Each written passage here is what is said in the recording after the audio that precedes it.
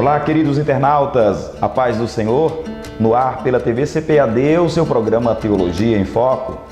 A sedução das novas teologias e arminianismo, a mecânica da salvação, são obras escritas por nosso entrevistado de hoje no seu Teologia em Foco.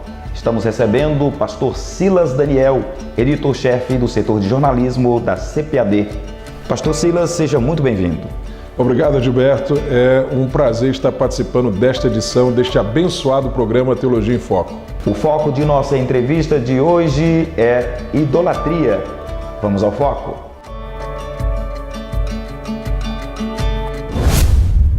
Pastor Silas, historicamente, quando foi e como foi que se estabeleceu a idolatria no seio da igreja cristã?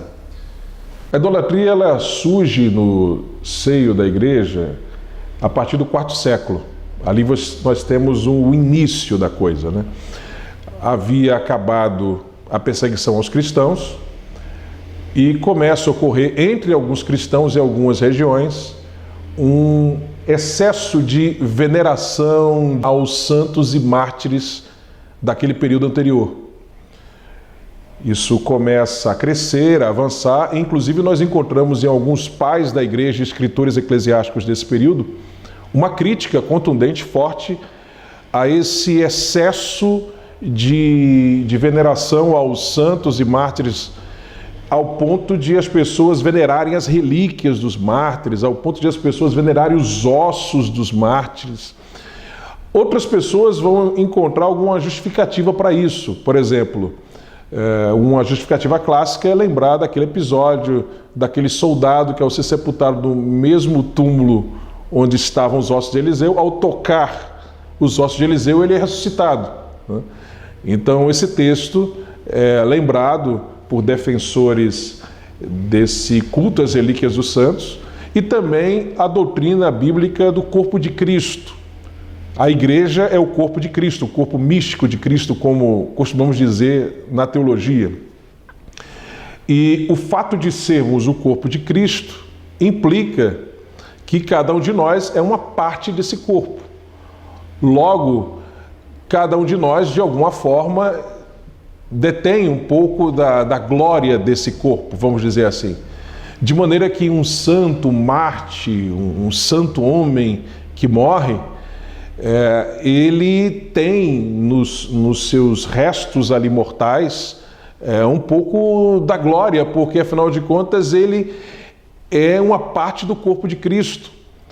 Além do que, os cristãos valorizavam muito o corpo inclusive ele haveria de passar por uma ressurreição, nós cremos que ele passará por uma ressurreição, onde passará também por uma glorificação. Então o conceito da igreja como corpo de Cristo e também essa passagem de Eliseu, dos ossos dele, que são tocados por aquele corpo morto e então aquela pessoa ressuscita, são textos que são evocados para tentar justificar essa valorização exacerbada dos ossos, das relíquias, de tudo aquilo que diz respeito aos santos, aos mártires.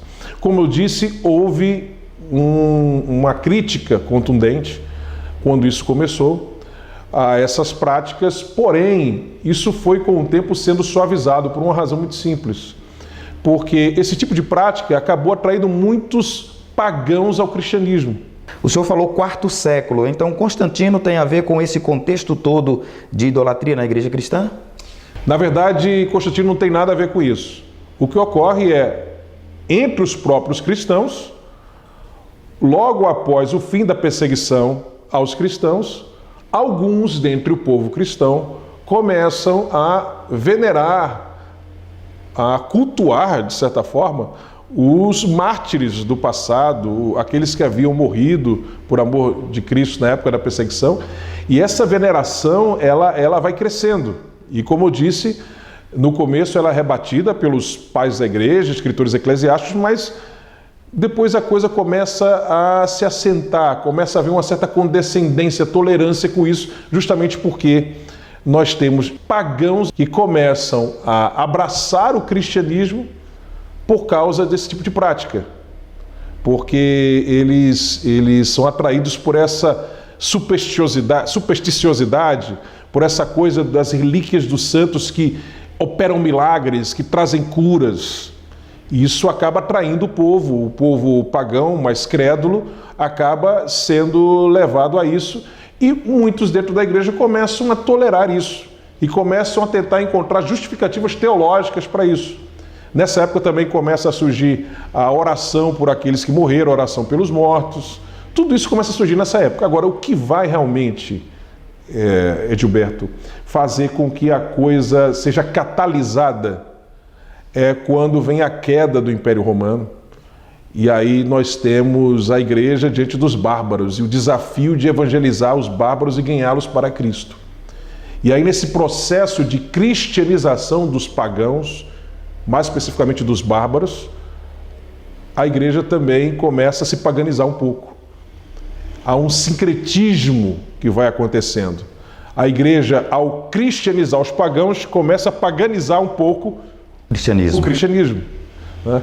Elementos da liturgia, do culto cristão começam a serem exercidos refletindo alguma prática pagã que agora é abraçada, é absorvida, é canibalizada, vamos dizer assim, e cristianizada. Começa a haver uma cristianização de certas práticas pagãs que agora são reorientadas dentro de uma perspectiva cristã. E isso vai ocorrendo paulatinamente durante o início da Idade Média.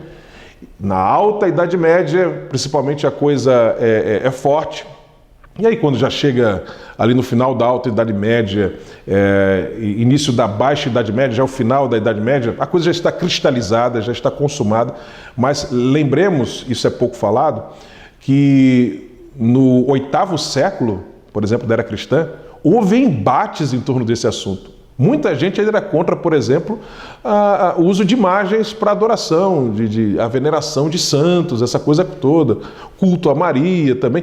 Havia conflitos nesse sentido. Houve até guerra mesmo. Gente morreu. E até a morte de pessoas que eram a favor dessas práticas foi usada naquela época, estamos falando do 8º século, porque eles, simplesmente por serem contrários, foram mortos por um certo imperador ali daquela época, e isso pegou muito mal para a imagem daquele imperador, que matou-os apenas por causa disso, dessa dissidência, dos protestos deles que eram a favor dessa prática e aquele imperador era contra, né? E começou então a crescer dentro da igreja a aceitação maior a isso. Mas você tinha até o 8º século bispos que eram contrários, outros que eram a favor. Alguns imperadores que assumiam eram a favor, outros eram contrários, né? E você tem um concílio que condena a adoração a ídolos e culto ao santo, você tem logo outro em seguida que resgata, e até que a coisa chega ao 9º século, finalmente se cristalizando, sendo definida e sendo liberada então a adoração aos santos, o culto às imagens, inclusive com genuflexão, com o uso de velas. Tudo isso chega à sua aprovação definitiva no século IX da era cristã. Mas isso liberado não biblicamente, né? Não biblicamente, é a igreja. A instituição ali. A instituição, a igreja, acaba aceitando isso e normatizando isso como doutrina, inclusive. Mas veja que a coisa não foi simples. Tem gente que pensa que isso aconteceu assim rapidamente. Não, isso foi uma construção de séculos. Começa ali no 4º século e vai crescendo. Temos ainda as discussões em torno de Maria, que começam ali no 5º século. As coleridianas, que eram um grupo de mulheres gnósticas que começaram a cultuar Maria, né? E a igreja na época combateu isso, mas depois, mais à frente, o culto a Maria começou a ser aceito entre muitos cristãos, né? Você vai ter Pulquéria no 5º século, a rainha Pulquéria, que vai pegar esse culto underground a Maria e vai trazê-lo à tona como algo oficial, apoiado por ela, pela imperatriz. Enfim, a coisa vai se desenvolvendo com o passar dos anos, dos séculos, né? E quando você chega ali no 9º século já está definido. Agora, aquilo que era uma prática de uma grande parte da igreja, alguns não aceitavam isso, mas uma grande parte aceitava, acaba sendo agora normatizado como doutrina, como algo aceito oficialmente pela igreja cristã. A igreja daquela época era a igreja católica, era a igreja que existia. E a gente não pode também esquecer o seguinte, Edilberto, que a igreja católica teve seus erros, né? Nós não concordamos com muitas práticas dela. Mas a igreja que havia naquela época era ela. E a gente sabe que apesar dessas falhas dela, desses erros, Deus nunca deixou de operar em época nenhuma da história da igreja, né? Nós encontramos muitas pessoas que não concordavam com isso. Inclusive nós temos os chamados pré-reformadores, os grupos pré-reformadores dessa época que não concordavam com isso. Nós temos também aqueles grupos que tentavam reformar a igreja nesse período, né? E a coisa depois vai culminar na Reforma Protestante, já no início da Era Moderna. Já nós vamos voltar, pastor Silas, falando a respeito do Antigo Testamento, dos mandamentos do Senhor, dos quais 2 falam sobre não ter imagem de esculturas diante da presença do Senhor, e o primeiro fala de não adorar outros deuses. Sim. Porque nós falamos agora da era cristã, mas nós vamos ao Antigo Testamento já no próximo bloco. A você, amigo, irmão internauta, já nós estamos de volta com o seu Teologia em Foco.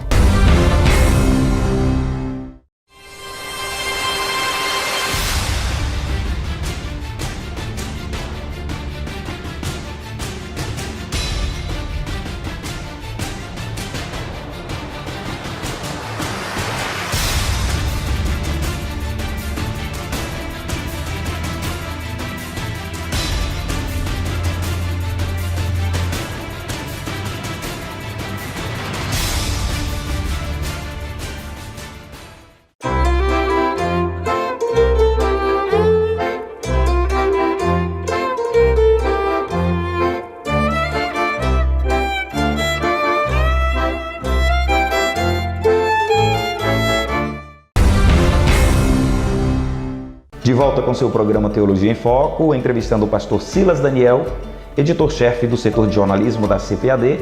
Estamos falando sobre idolatria. Pastor Silas, no bloco anterior, no finalzinho do bloco, falei que nós voltaríamos falando sobre o Antigo Testamento. Nos mandamentos que o Senhor deu ao povo através de Moisés, o Senhor diz que não é para ter imagem e escultura, mas inicialmente ele diz não para ter outros deuses diante dele. Não parece ser assim uma espécie de contradição quando o Senhor diz que não é para ter imagem de escultura, não se fabricar imagem de escultura? E lá na frente o Senhor, quando do estabelecimento do tabernáculo e posteriormente do templo, ele diz para que sejam fabricados elementos ou símbolos que dão a ideia de que se contradiz. Por exemplo, as figuras dos anjos. Sim. Também tem o propiciatório, que tem os anjos ali. Como é que você explica essa situação? Não parece ser contraditório? Essa é uma excelente pergunta, Gilberto. Para que a gente possa entender esse assunto, a gente precisa voltar para o texto, né? Se nós formos lá para Êxodo capítulo número 20, nós vamos encontrar Deus dizendo o seguinte, o versículo 3 diz, não terás outros deuses diante de mim. O versículo 4, então, que é esse que você acabou de frisar, diz, não farás para ti imagem de escultura, nem alguma semelhança do que há em cima nos céus, nem embaixo na terra, nem nas águas debaixo da terra. Se você para apenas nesse versículo, se você apenas olha para ele sem ler o que vem na sequência, parece até que esse texto está proibindo de forma total, geral, o fabrico de qualquer tipo de coisa que se assemelhe a uma pessoa, a um animal, sei lá, a qualquer coisa que exista debaixo da terra. Seria uma espécie de privação artística. Privação artística. Expressão total, artística. Total. Seria a privação total. Artística e imagética, na verdade, sim, né? De imagens, isso. Sim, de imagens. Privação total da área artística. Porém, quando você lê o versículo seguinte, aí você percebe que, na verdade, isso tem um propósito. Veja o que diz o texto na sequência. Não te encurvarás a elas, nem as servirás, porque eu, o Senhor teu Deus, sou Deus zeloso, que visita a maldade dos pais, dos filhos, até a terceira e quarta geração daqueles que me aborrecem. Bem, veja que essa proibição, ela tem um propósito específico. O propósito é justamente impedir, proibir que o povo se assemelhe aos povos vizinhos, os povos pagãos, adorando imagens de escultura, adorando outros deuses, atribuindo a esses fabricos algum valor espiritual, alguma honra espiritual, atribuindo àquela escultura, àquele elemento de toque, algum poder sobrenatural, enfim. O objetivo era esse era o propósito. Deus aqui não estava proibindo qualquer atividade artística. Tanto é que no capítulo 25, como você mesmo lembrou, 5 capítulos depois, ele vai mandar construir o tabernáculo, né? E no tabernáculo você tem a tampa do propiciatório com aqueles 2 querubins, né? Ora, seria uma contradição realmente se Deus estivesse proibindo de forma geral o fabrico de qualquer imagem, de qualquer coisa que exista ou que a mente humana possa conceber. Veja, o objetivo daqueles querubins estarem ali era fazer com que as pessoas se prostrassem diante daqueles querubins para que eles fossem adorados? Não. O objetivo não era esse. Inclusive devemos nos lembrar que 10 capítulos depois, no capítulo 35, você vê até Deus abençoando o trabalho artístico, quando a Bíblia nos diz que Bezalel e Aholiabe foram cheios do Espírito Santo para produzir todo tipo de arte que era necessária para a construção do tabernáculo. Veja que Deus, inclusive, derramou a sua graça, o seu Espírito sobre aqueles homens, dando-lhes sabedoria, habilidade, para que eles pudessem fazer aquele trabalho magnífico que eles fizeram. Então, Deus abençoa o trabalho artístico, inclusive o seu Espírito até inspira servos dele a usar o seu talento artístico para a glória de Deus. A questão é o objetivo da coisa. O objetivo da coisa. Por exemplo, se eu tirar uma foto lá da minha esposa e da minha filha e colocar na minha carteira, isso não tem nenhum problema. Agora, se eu começar a atribuir aquela foto da minha esposa, da minha filha, alguma coisa... Poder místico? Exatamente. Algum poder místico, divino, sobrenatural, começar a venerar, adorar aquela imagem ali, aquela foto já ganha um outro sentido. Entendeu? E além do mais, aqueles querubins não estavam ali para adoração. Eles estavam ali com outro objetivo. Pastor Silas, e como é que a gente entende, por exemplo, os seguidores da Igreja Romana dizem, sobretudo os sacerdotes, quando vão argumentar a razão de se ter imagens de esculturas em seus templos e tal, em seus cultos, eles dizem que usam o argumento desses elementos do santuário, do tabernáculo e também do templo. Dizem que o que eles têm assemelha-se ao que se tinha no tabernáculo e no templo. A pergunta é isso mesmo ou é um argumento meio que furado? O contexto da Igreja Romana a respeito do uso desses elementos equipara-se ou não? O contexto não é o mesmo. O contexto claramente é outro. Inclusive, a própria Igreja Católica usa a expressão culto aos santos, quando não havia aquele culto aos querubins. Vamos para outra passagem do Antigo Testamento. Nós encontramos no livro de Números um momento em que Deus, como castigo, devido à rebelião do povo, permite que algumas serpentes do deserto piquem alguns daqueles judeus ali no deserto, e eles começam então a morrer.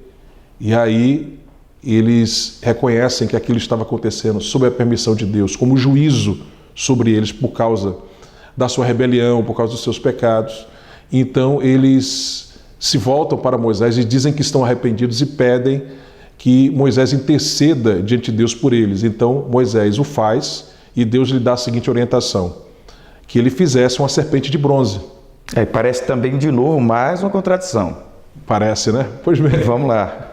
Faz a serpente de bronze e pendura ela numa haste. Aquela serpente de bronze, ela ali simboliza Jesus, porque a serpente representa o pecado, porque a serpente está lá na queda, em Gênesis capítulo 3. Ela é possuída pelo maligno para tentar Eva e, consequentemente, levá-la a conduzir Adão também à queda. Então, a serpente, ela representa o pecado. a rebelião contra Deus. E o bronze representa a humanidade. Não vamos entrar aqui em detalhes de tipologia bíblica, mas nós temos vários textos na Bíblia que indicam, evidenciam que o bronze e o cobre representam a humanidade. Veja, aquela serpente de bronze foi pendurada numa haste de madeira. Nós temos então Jesus, que se fez homem, cobre o bronze, pendurado no madeiro, e que se fez pecado por nós. Então veja o simbolismo. Inclusive, isso é evocado no Novo Testamento, lá no Evangelho de João. Assim como Moisés levantou aquela serpente no deserto, assim também, quando eu for levantado, atrairei muitos a mim. Então veja, aquela serpente do deserto representava Jesus, apontava para ele. Mas vamos lá, eles então olham para aquela serpente no deserto e são curados. Sendo que aquela serpente, ela não estava sendo adorada. Não tinha nenhum culto, nenhuma adoração a ela. Não tinha nenhuma veneração a ela. E ela foi depois esquecida. Sendo que séculos depois, na época do rei Ezequias, alguém encontra lá aquela serpente de bronze e começa, por causa da história dela, a adorar, a prestar culto, a venerar essa serpente de bronze. E o que é que faz o rei Ezequias depois? O texto bíblico nos diz, vamos ver aqui, é o segundo livro dos Reis, capítulo de número 18, nos diz o seguinte, a partir do verso 3, e fez o que era reto aos olhos do Senhor, conforme tudo o que fizera Davi seu pai. Este tirou os altos e quebrou as estátuas. Está falando o texto bíblico sobre Ezequias, o rei Ezequias, rei de Judá. E deitou abaixo os bosques, e fez em pedaços a serpente de metal que Moisés fizera, por conta até aquele dia, quer dizer, a coisa não tinha começado exatamente na época dele, tinha começado um pouco antes, mas começou em algum momento, depois, posterior, aquele episódio de Moisés no deserto com o povo.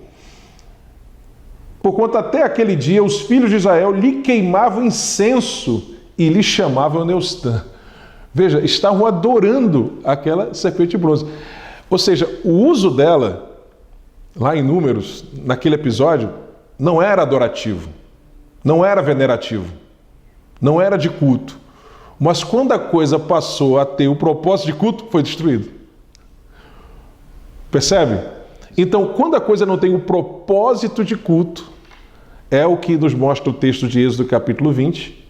Quando não tem o propósito de culto, então não está enquadrado naquela proibição divina. Mas quando ganha o propósito de culto, aí sim. Então nós temos, por exemplo, a iconografia, representações gráficas dos apóstolos, desenhos nesse sentido. Não há problema. O problema é quando a pessoa começa a venerar isso. Claro que no meio protestante, devido justamente a esse receio de que se você usasse alguma imagem, alguma coisa que remetesse aos apóstolos, aquela coisa toda, o próprio povo já tem uma cultura supersticiosa, poderia de repente começar a voltar ao velho hábito de venerar, né, imagens. Então, muitos ramos do protestantismo fizeram uma coisa radical, arrancaram todo tipo de representação gráfica, né? Então, isso é muito comum em vários ramos do protestantismo. Já outros ramos não, você tem lá as representações gráficas, sendo que ninguém fica lá genuflexo diante daquela figura, nem tem uma relação adorativa com nada daquilo ali, né? Porque nós entendemos, à luz do texto bíblico, que isso sim se enquadra naquilo que o texto bíblico diz sobre a adoração a imagens. Agora, você tem outros ramos que preferem assim, eliminar totalmente, né? Eliminar totalmente isso. Inclusive, na Assembleia de Deus, por exemplo, nós temos essa linha, né? Não só a Assembleia de Deus, outros ramos do cristianismo tradicional, protestantismo tradicional tem esse entendimento, essa prática também. Você vê que a igreja é limpa ali, né?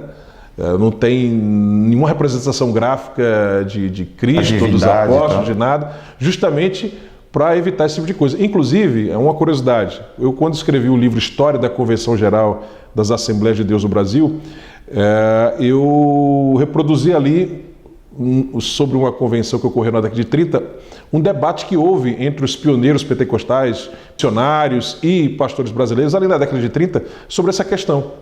E aí eles disseram, poxa, por que nós não usamos representações gráficas como outros ramos tradicionais do protestantismo usam? E aí essa questão acabou sendo encaminhada no sentido de evitar esse tipo de coisa. E o argumento usado foi justamente isso. Como o nosso povo aqui no Brasil é muito supersticioso, tendente à idolatria, porque é um país católico e tem essa prática do culto às imagens, então, se a gente permitir alguma representação gráfica, pode ser que o povo, então, volte à idolatria. Né? Porque as pessoas que faziam parte da Assembleia de Deus eram, em sua esmagadora maioria, pessoas que antes estavam no catolicismo e tinham vindo do catolicismo para Cristo. Né? Hoje em dia, uma grande parte são pessoas que nasceram no Evangelho. Né? Mas naquele início, então, a quase totalidade, a esmagadora maioria, não era de pessoas nascidas do Evangelho. Tinha já os primeiros crentes ali jovens, né, nascidos do Evangelho, a igreja começou em 1911, né? Mas a maioria esmagadora, quase a totalidade, na verdade, era de gente que havia sido ganha do catolicismo para o protestantismo, para a Assembleia de Deus. Então é óbvio que se tinha esse cuidado e por isso se proibiu. Né? E a Assembleia de Deus tem seguido essa linha. Você ainda vê algumas representações gráficas em uma igreja ou outra, mas a maioria das Assembleias de Deus não segue esse uso. Nós vamos para mais um breve intervalo. A conversa está muito boa, muito agradável. Inclusive, teríamos inúmeras outras perguntas. Nós vamos nos ater àquelas que observamos que dá para extrair o máximo de informação possível. A você, amigo, irmão internauta, já nós estamos de volta com o seu Teologia em Foco. Quer um estudo completo e profundo das Sagradas Escrituras? Conheça a Bíblia de Estudo Holman e surpreenda-se. Esta Bíblia foi projetada para que cada recurso esclarecedor esteja na mesma página com o texto bíblico ao qual se refere.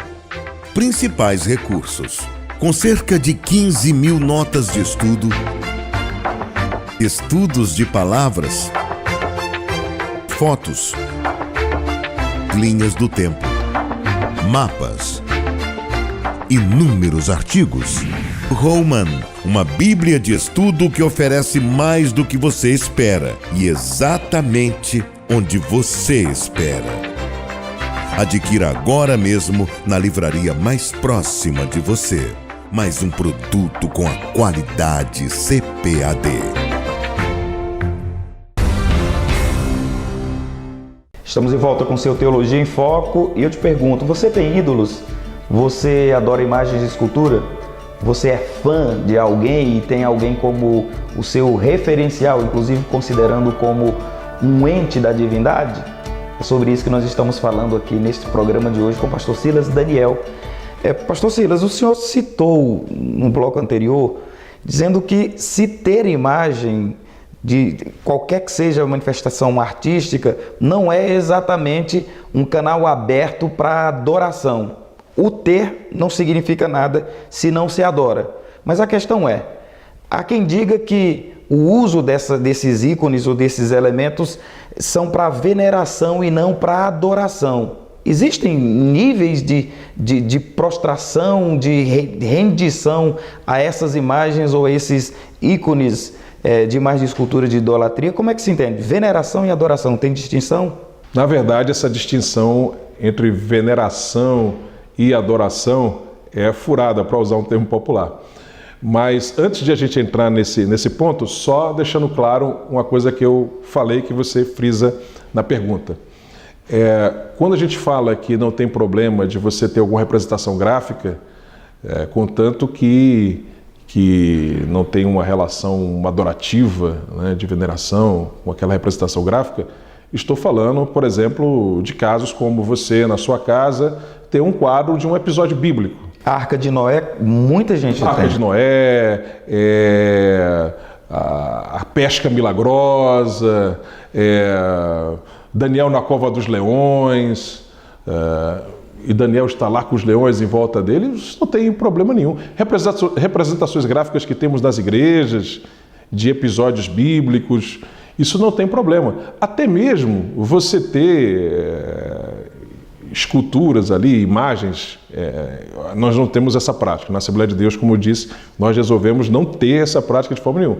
Mas você tem algumas igrejas que fazem lá suas homenagens, e tem uma escultura, um busto, enfim, de pessoas assim que estão sendo prezadas pelo que eles foram, tal. Mas você não encontra gente fazendo orações àquele busto, colocando velhinha ali e tal. Tem irmãos que são totalmente contra isso, eu até entendo, por causa do perigo que há de algumas pessoas olharem para aqueles bustos daqueles heróis cristãos da história, às vezes heróis da sua denominação, né? Heróis protestantes, e olharem para eles de uma forma meio adorativa, né? Aquela coisa de veneração religiosa. Realmente há esse risco, né? Mas o objetivo pelo qual aquilo ali foi feito não era esse, né? Não é o mesmo objetivo de uma escultura católica de um santo, aquela coisa toda. Não era esse, e pelo que eu sei, os protestantes de forma geral, a maioria esmagadora, pelo menos podemos dizer, não tem esse tipo de relação com aquele tipo de homenagem que é feito. Mas parte dos católicos também dizem isso. Dizem que o que se tem lá... O que eles dizem, na verdade, é que temos níveis de culto. Eles chamam de culto. Eles chamam culto a Maria, culto aos santos e culto a Deus. Eles chamam de culto. Eles apenas dizem que são 3 níveis diferentes de culto. E que, como o culto a Deus é a adoração máxima, então eles não estão adorando, estão, na verdade, venerando. Seria uma coisa que estaria abaixo da adoração que é dada a Deus, né? Inclusive, eles têm termos que eles usam no grego para isso, que são definidos a partir do 9º século. Como eu disse, teve aquela discussão, aqueles concílios, aquelas brigas, morreu até gente. Quando chega no 9º século, então eles definem numa última reunião, no último conclave sobre esse assunto, que seria permitida a veneração dos santos, das imagens, inclusive com uso de velas, genuflexão e tudo mais. Isso tudo é colocado, é descrito na decisão.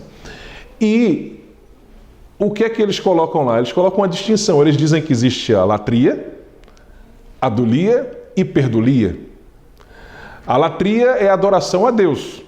Por isso que eles dizem que não existe idolatria, não existe mariolatria, porque latria é o tipo de honra que você dá apenas a Deus, né? Os outros são dulia. E o que é hiperdulia? Hiperdulia é o culto a Maria. O culto a Maria é uma dulia hiper, é uma hiperdulia.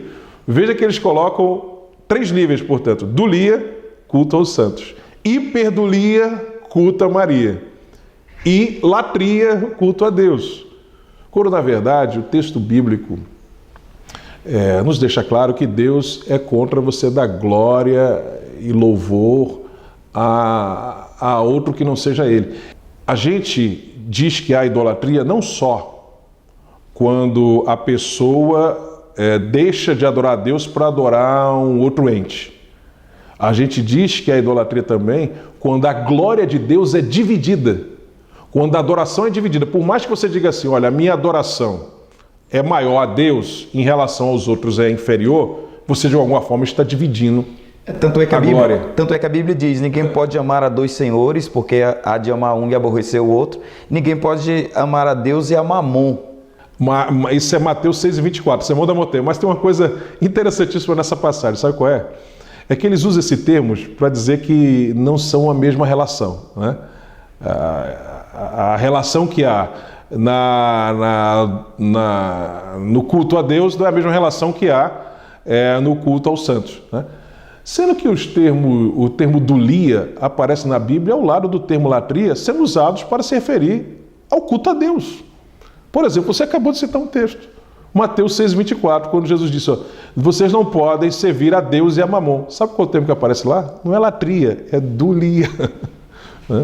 E você encontra outras passagens da Bíblia. Há várias passagens em que isso ocorre. Em Romanos, em Atos dos Apóstolos, nas epístolas de Paulo, em que o termo dulia aparece relacionado a culto a Deus. O termo latria também aparece. E o termo dulia também. Não há essa distinção entre esses termos.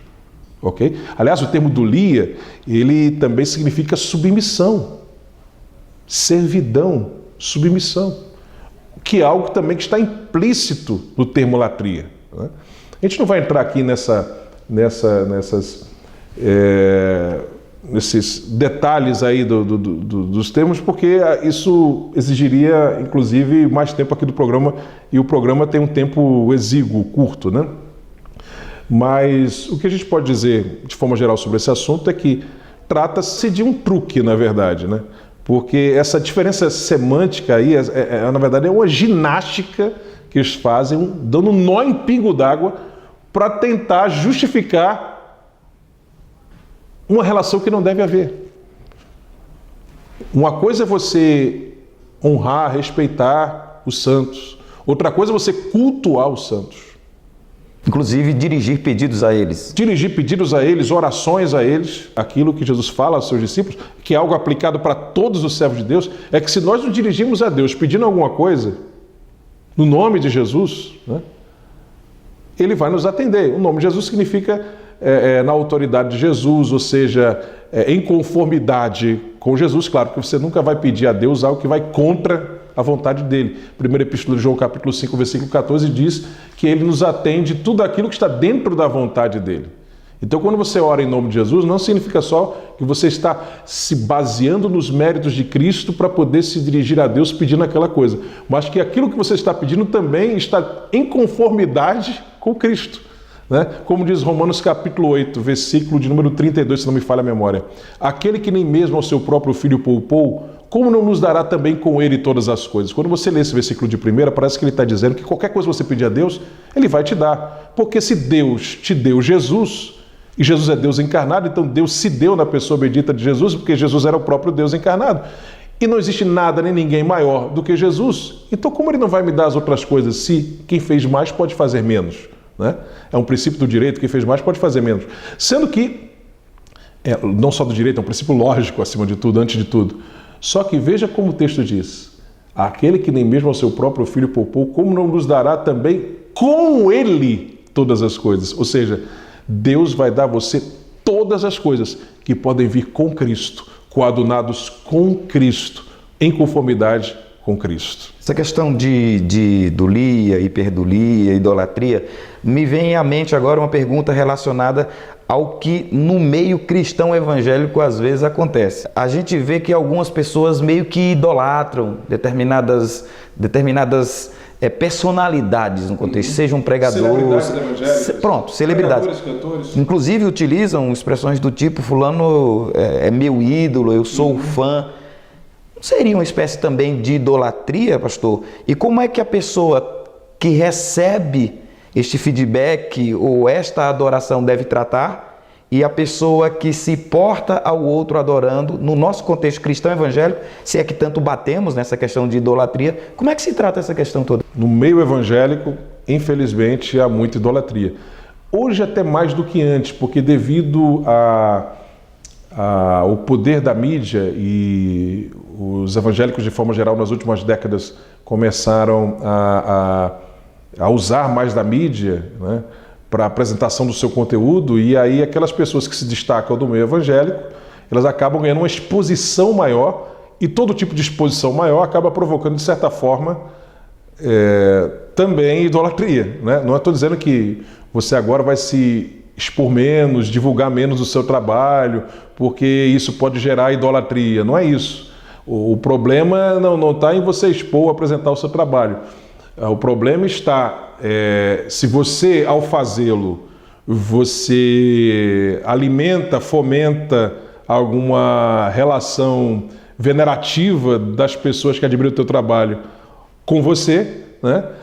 E a reação que essas pessoas têm equivocada com você por admirarem você, o seu trabalho, enfim. Então, isso também é um problema no meio evangélico. É importante você tocar nisso, porque quando a gente fala sobre idolatria, às vezes as pessoas olham só para a questão da idolatria no catolicismo, idolatria em outras religiões, e não olham para esse pecado dentro da igreja. Outra coisa, a Bíblia fala também que a rebelião também é como um pecado de idolatria, né? de feitiçaria e de idolatria. O texto diz que o pecado de rebelião é como um pecado de feitiçaria e de idolatria. Por quê? Porque rebelião fala de disputa, de emulação, não é? E isso evoca o quê? Isso lembra o quê? Isso lembra Lúcifer, que quis chegar ao nível de Deus, assentar-se do trono como ele, não é? Então, essa coisa das rixas, das disputas, das guerras, isso também é idolatria. No caso aí, você tem o ego, né? Então você tem essa egolatria, esse egocentrismo, que é uma espécie de idolatria. Você tem também aquela idolatria que vem justamente daquela pessoa que admira outra, né? Quando um crente começa a olhar para aquele cantor, para aquele pregador, para aquela personalidade, aquela celebridade do meio evangelho, como o único canal de Deus da mensagem revelada. Tem gente que considera por exemplo, ao ponto de que se aquela pessoa inclusive cair, encontrar um erro, um pecado dela, ele se desvia, né? Quando a Bíblia diz, sede meus imitadores como eu sou de Cristo. Veja o que Paulo está dizendo. Vocês devem me imitar enquanto eu estou imitando Cristo. Se eu deixar de imitar a Cristo, deixe de me imitar. É como diz em Gálatas capítulo 1. Esse texto que eu acabei de citar agora é Coríntios, mas ele diz lá em Gálatas capítulo 1, se um anjo do céu aparecer aqui pregando outro evangelho, ou se eu mesmo, Paulo, chegar pregando outro evangelho, seja anátema, né? Então, por mais que você admire uma pessoa e ela seja um exemplo em várias áreas na vida cristã, tem uma vida inspiradora, testemunhos que nos inspiram, isso é bênção. Coisas boas que Deus faz devem ser divulgadas e bons exemplos devem ser seguidos, mas sempre o nosso exemplo mor é Jesus, né? Nunca nós devemos colocar nada nem ninguém como o exemplo maior, o padrão maior a ser seguido, né? O padrão maior é Jesus, ele é o nosso padrão, ele é o alvo, né? Então os outros apenas nos servem de inspiração. Enquanto eles estão imitando Cristo e sendo exemplos nesse sentido, nós devemos seguir os seus exemplos. Mas quando eles se distanciam daquilo que a palavra de Deus diz, então nós não devemos imitá-los. Pelo contrário, devemos reprovar essas atitudes de desvio deles em relação àquilo que a palavra de Deus determina. Então veja bem, se por exemplo você vai para um culto em que para você o mais importante no culto é aquele cantor ou aquele pregador, você não consegue nem se concentrar no culto, porque a tua atenção está voltada para aquela pessoa. O teu foco está naquela pessoa. Ou quando a própria pessoa que está ali no púlpito acaba transformando aquele culto num show, né? O show no sentido mundano que eu estou falando, né? A palavra show significa apresentação. Eu estou usando aqui no sentido mundano, com a conotação mundana, não no sentido de uma mera apresentação, né? O púlpito se torna um palco para o homem, né? O homem ali é a coisa mais importante, né? E quando a pessoa ali é vista como a coisa mais importante do culto, ao ponto de eu não quero nem saber o que vai acontecer no culto, as outras partes do culto, eu quero só aquilo ali. Então você está com um problema, meu amigo, você está com um problema de idolatria, né? E a pessoa que está ali, que está ministrando, também tem que ser atenta a isso. De perceber isso e com jeito, claro, porque pode você até ter um efeito não desejado de, ao repreender, a forma como você repreende, afastar a pessoa na verdade de Deus. Por quê? O que acontece? A Bíblia nos manda repreender, mas repreender com o amor. Às vezes você é mais duro na repreensão, mas mesmo essa repreensão mais dura, você tem que fazê-la debaixo da graça de Deus, da unção de Deus. Às vezes realmente é preciso uma repreensão mais forte. Mas essas repreensões, de forma geral, elas têm que ser dadas num tom firme, mas, acima de tudo, na tônica, no tom do amor. Isso sempre deve ser a tônica na repreensão. Para que a pessoa desperte, olha, eu agradeço a vocês pelo carinho de vocês, olha, depois do culto a gente pode tirar fotos, a gente pode conversar, mas nesse momento agora é culto a Deus, entendeu? Agora, eu gostaria que vocês, nesse momento, voltar suas atenções para Deus, porque Ele é o centro do culto, Ele é a coisa mais importante. É uma atitude que tem que partir também daquela pessoa que é alvo de toda essa admiração, né? E nós temos visto gente que entende isso e sabe separar isso. Mas tem outros que acabam não fazendo isso e acabam alimentando essa idolatria. A pessoa que passa, por exemplo, o dia pesquisando na internet sobre a vida daquela pessoa, a coisa mais importante é saber como vai aquela pessoa, quer saber tudo sobre a vida dela, só pensa ali naquela pessoa. É uma coisa assim, doentia. Isso é idolatria. Isso é idolatria, isso é pecado. O centro da nossa vida tem que ser Jesus, a nossa obsessão tem que ser Jesus, né? Pois é, pastor, nós passaríamos o dia inteiro falando disso, principalmente chegando a esse ponto, né? Que é falar a respeito da adoração ao Senhor, do que tem que ser tributado a Ele, sim, como deve ser a adoração. Daria um outro programa, dará um outro programa, quem sabe, numa próxima oportunidade. Mas louvo a Deus por sua vida, pelas respostas dadas às perguntas sobre idolatria. Que Deus continue abençoando seu ministério, sua vida familiar e todo o seu trabalho aqui na CPAD. Amém. Deus abençoe você também, Edilberto, que brilhantemente conduz esse programa Teologia em Foco. Deus abençoe vocês e fazem parte da audiência desse abençoado programa, e que você não permita de forma alguma que a idolatria tenha espaço no seu coração, porque a adoração somente a Deus. Quero terminar com Apocalipse capítulo 22. Quando João fica extasiado diante daquela revelação extraordinária que teve do Apocalipse, né? Vendo o desdobramento do final dos tempos. Ali ele assistiu de camarote na primeira fila o avant-première, ou seja, o resumo de tudo aquilo ali que vai acontecer. E aí, quando ele termina de ver tudo aquilo ali, ele está do lado do anjo que o acompanhou naquele percurso. E ele então, extasiado, se prostra diante daquele anjo para adorá-lo. O que é que o anjo diz? Não faças tal, porque eu sou conservo teu e de teus irmãos os profetas.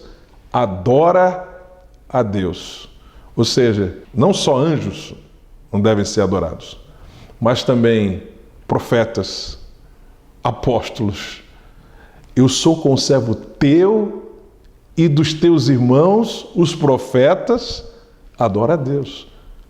Amém? A nossa adoração é somente a Deus. O resumo do programa de hoje é este: a Deus toda honra, glória, louvor e exaltação.